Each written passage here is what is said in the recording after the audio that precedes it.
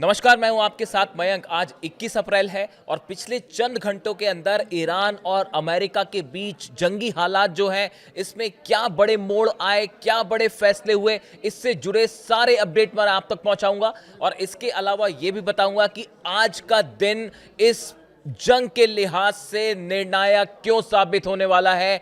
क्या चंद घंटों के अंदर एक बार फिर शुरू हो जाएगा एक युद्ध, एक भीषण जंग, और पूरे मिडिल ईस्ट ही नहीं, इस बार पूरी दुनिया पर इसका असर पड़ता दिखाई दे रहा है। देखिए, अब से चंद घंटे बाद अमेरिका और ईरान के बीच जो सीज फायर है वो खत्म होने वाला है, उसका वक्त खत्म हो जाएगा। ऐसे में माना जा रहा है कि आज से ही ईरान और अमेरिका के बीच एक बार फिर बड़ी जंग छिड़ सकती है।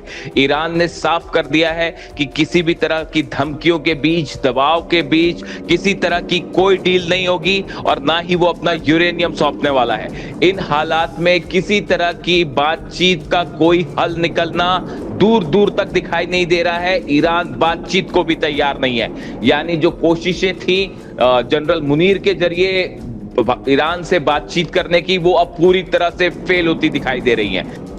इन्हीं बीच बड़ी खबर आई है हॉर्मुज से ईरान के जहाज पर। जिस तरह से कल अमेरिका ने कब्जा किया, उसके बाद ईरान ने उसका बदला लिया है। ईरान ने ड्रोन्स के जरिए अमेरिका के 4 जहाजों को निशाना बनाया है। इस तरह की खबर ईरान के हवाले से आ रही है, ईरानी मीडिया के हवाले से आ रही है। ईरान ने बड़ी ड्रोन स्ट्राइक की और 4 जहाजों पर हमला किया, उसे एग्रेसिवली वार्निंग करते हुए पीछे धकेल दिया।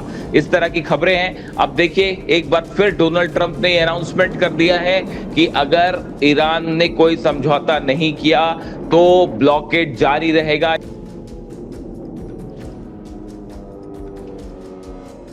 देखिए, इसी बीच एक बेहद अहम खबर। पहली बार चीन ने डोनाल्ड ट्रंप को सीधा धमकी दे दी है। चीन ने कहा है, आग से मत खेलो ट्रंप, वरना जल जाओगे। देखिए, फिलीपींस, अमेरिका और जापान, इन तीनों ने मिलकर, 3 देशों ने मिलकर एक वॉर ड्रिल शुरू की है और इस वॉर ड्रिल से चाइना, चीन बेहद नाराज है।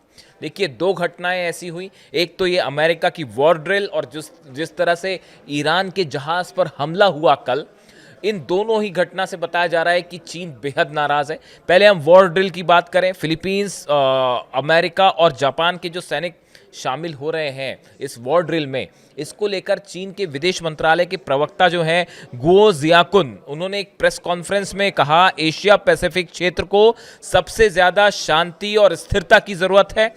इसे बाहरी ताकतों द्वारा विभाजन और टकराव पैदा करने की बिल्कुल जरूरत नहीं है। उन्होंने चेतावनी दी कि अगर कोई देश सुरक्षा के नाम पर दूसरे देशों से गठबंधन करता रहेगा तो यह उसके लिए आग की तरह खेलने जैसा होगा। देखिए, ये हालात बिल्कुल उसी तरह हैं जैसे कि मिडिल ईस्ट में है।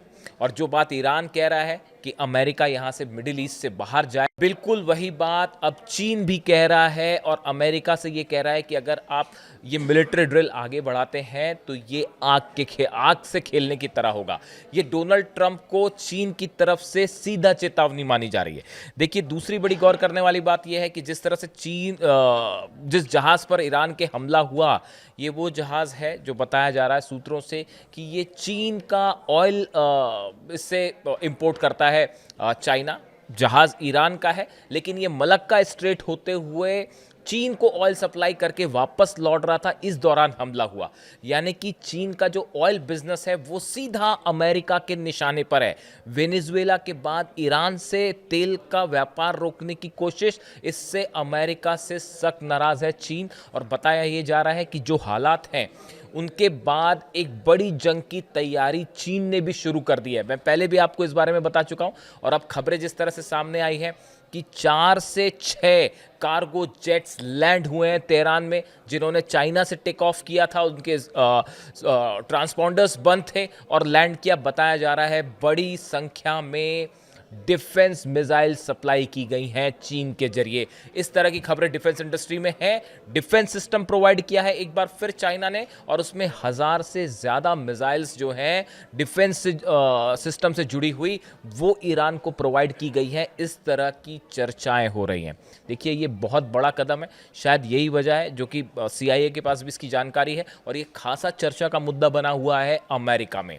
और अमेरिका के तमाम बड़े अखबार इस खबर को उन्होंने कवर किया है कि चीन की तरफ से क्या एक बड़ा हथियारों का जो कंसाइनमेंट है वो सप्लाई हो चुका है। इसी बीच आप देखिए रूस को कल लेके मैंने वीडियो बनाया था, जिस तरह से रूस में ऑयल रिफाइनरीज पर हमला हुआ उसके बाद पुतिन भी खासे नाराज हैं, और वो भी ये चाह रहे हैं कि अगर फिर से यहाँ फुल फ्लेजेड वॉर होता है तो इस बार रूस बड़े स्तर पर ईरान की मदद कर सकता है।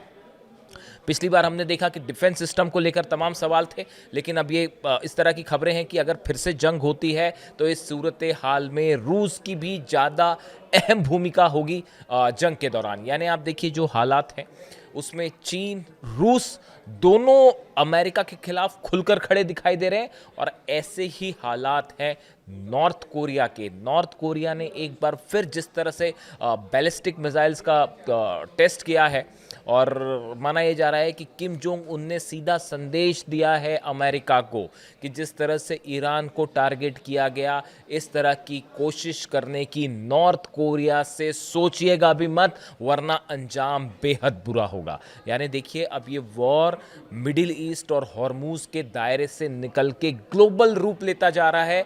लेकिन बड़ा सवाल ये है कि क्या डोनाल्ड ट्रंप, देखिए एक खुफिया रिपोर्ट ये भी आई है सामने कि अमेरिका जो है वो बातचीत के बीच में हमला कर सकता है। अगर किसी तरह की बातचीत होती है ईरान और अमेरिका के बीच में, उस बातचीत के दौरान ही अगर यूरेनियम को लेकर किसी तरह की सहमति नहीं बनी तो बातचीत के बीच में ही अमेरिका हमला कर सकता है तमाम आइलैंड्स पे। Kharg island, Larak island, Qeshm island, ये तमाम वो द्वीप हैं जहां से ईरान का ऑयल बिजनेस होता है। इन सब पर निशाना बना के हमले हो सकते हैं, जितने एनर्जी सेंटर्स हैं उस पर हमले हो सकते हैं। लेकिन एक बड़ी तैयारी कर रखी है IRGC ने, ईरान की सेना ने, करारा जवाब देने के लिए अमेरिका को। और जो खबरें आ रही हैं उसके मुताबिक ईरान की सेना ने एक बड़ा प्लान तैयार किया है। 6 तरफ से 6 इलाकों से घेर के अमेरिका के शिप्स को निशाना बनाया जा सकता है। देखिए करीब 14 से 15 डिस्ट्रॉयर्स खड़े हुए हैं, वॉरशिप्स खड़े हैं, 3 एयरक्राफ्ट कैरियर्स खड़े हुए हैं। इन सब को 6 अलग अलग द्वीपों से और मेनलैंड से निशाना बना सकता है ईरान। यानी इन जहाज़ों को डुबोने की पूरी रणनीति तैयार है। इसके अलावा जो खबरें आ रही हैं, सऊदी अरब की जो यानबू पाइपलाइन है, ऑयल पाइपलाइन है, सप्लाई होता है जिससे कतर, सऊदी, फुजेरा से ऑयल सप्लाई होता है, इनको सप्लाई किया जाता है सऊदी से। इस बड़ी पाइपलाइन को कई जगह से मल्टीपल स्ट्राइक के तहत जो है ख़त्म किया जा सकता है। यानी Saudi, Qatar, UAE, middle east से जुड़े जितने ऑयल के ठिकाने हैं, ऑयल सप्लाई पाइपलाइंस हैं, वो एक साथ एक हमले में तबाह कर दी जाएंगी। इस तरह का ईरान, बताया जा रहा है कि ईरान की सेना ने प्लान तैयार किया है। इसके साथ बाबल मंदेब फौरन बंद कर दिया जाएगा अगर किसी भी रूप पर हमला होता है इस बार ईरान पे। यानी देखिए अगर पावर सेंटर्स पे हमला होता है तो इसको काउंटर करने के लिए ईरान की सेना ने बड़ा प्लान तैयार कर रखा है, और पिछली बार की जो जंग थी उससे ज़्यादा बड़े हमले होंगे, इस तरह की प्लानिंग है। यानी हॉर्मूज में कैसे मुकाबला किया जाए।